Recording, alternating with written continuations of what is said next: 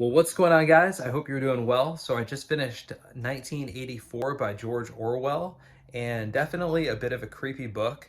What you have in it is you have Big Brother, who um, who represents the party, and you have this guy Winston, and he lives in this society that Orwell created in his mind, where you can't do anything. Imagine like one political party that rules over everything.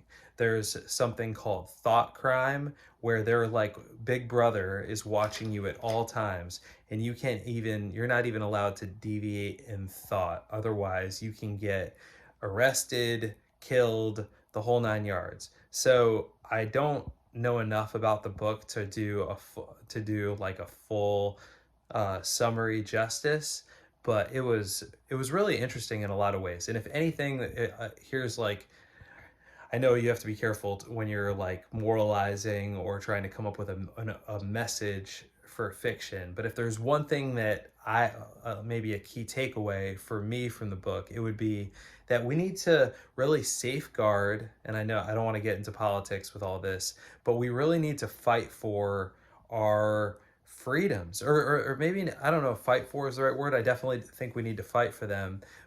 But maybe even more central than that, we need to appreciate the freedoms that we have to be able to seek God, to be able to become the men and women that He's created us to be.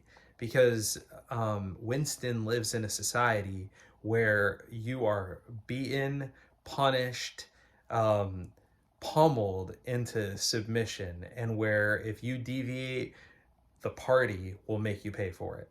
So it was a disturbing book, but it was also like, thank God that I have the freedoms that I do have. So yeah, I'm gonna keep thinking about it. I'm actually in a book club where I'm gonna talk about it with a couple of friends. But those are kind of my initial thoughts from it. So 1984 by George Orwell, I would definitely read it.